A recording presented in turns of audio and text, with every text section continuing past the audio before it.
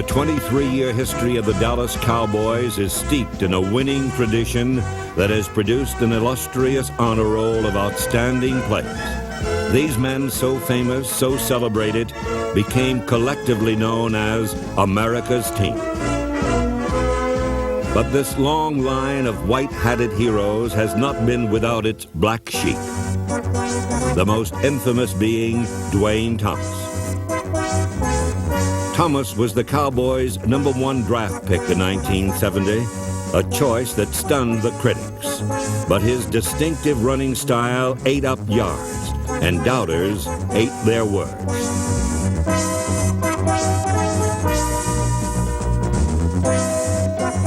Dwayne Thomas was a unique player when he came into the league because he had a very unusual gliding motion when he ran. He would look like he was going maybe 3/4 the speed, and then he would see an opening and would have a very, very smooth burst and a very good feel when he got into the secondary. Thomas gained over 800 yards in his rookie year, and his rushing average was the highest in the NFL. He could also block and catch.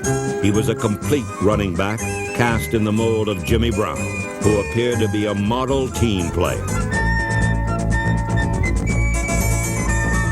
And it was something that I didn't mind doing. I didn't mind paying the price to win, because that's what I was there for. You know, people unite on the basis of what they have in common. And football was something that we all had in common, and we united on that. And we were able to achieve this goal, and that had a domino effect, because everyone had something to contribute. The Cowboys won their first NFC championship in 1970, but smiles disappeared the next year when Thomas proved a goldfish can behave like a shark in the same fishbowl. I thought he was going to be one of the greatest running backs of all time. And then unfortunately something happened in his second year that changed his whole attitude, and then it got to be very miserable to be around. During the off season after that year, it looks and appears that he did get on drugs after that year, and then when he came back, you can never tell what he was going to be like in any given day. You might walk by him one day and he would say, you say hello to him and he would say hello to you. The next day he'd say, hey, leave me alone. Yeah, don't talk to me. These forces, whatever they were, whether it was an agent or his feelings towards life, he went into a shell, and he was tough to communicate with, and it affected his play and affected his opportunities in the National Football League.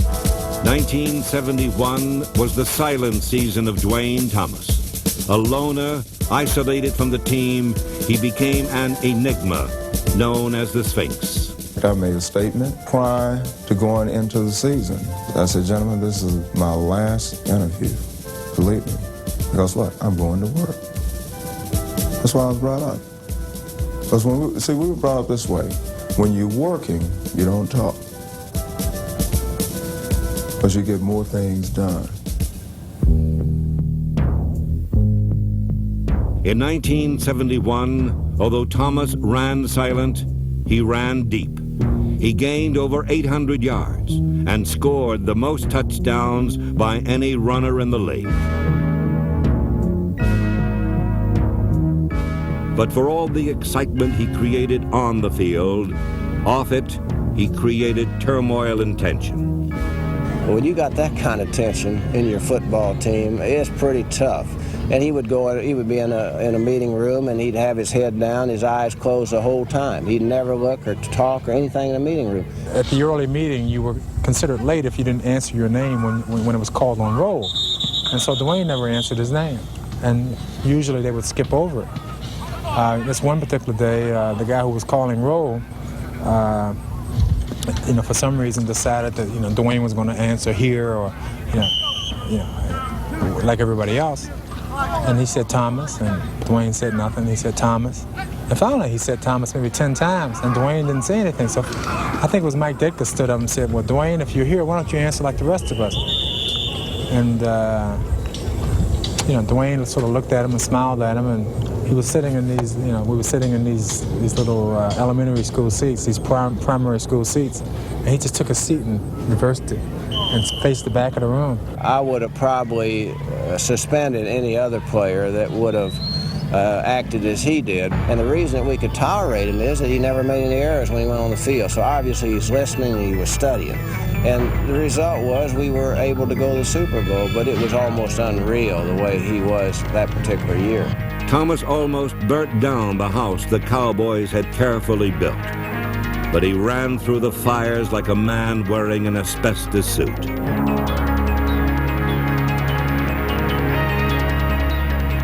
He ran Dallas to their second straight NFC title and into Super Bowl VI, where his legs carried them to their first world championship.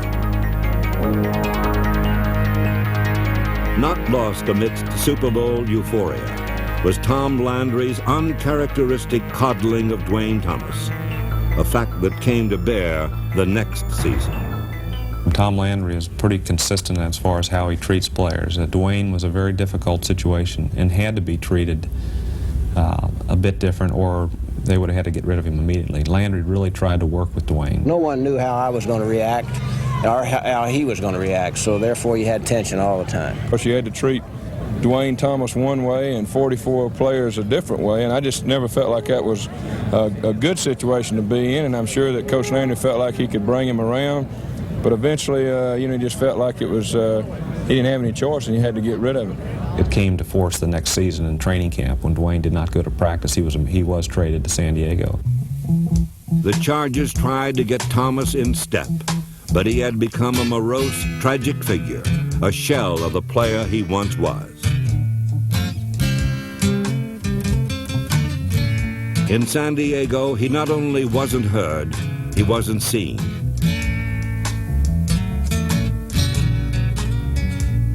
He suited up for only one game, but didn't play.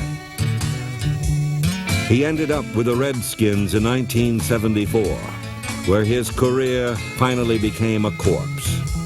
To this day, the Sphinx remains a riddle that may never be solved. Would it be a safe conclusion to make that Dwayne Thomas let his performance and not his words speak for him? Evidently.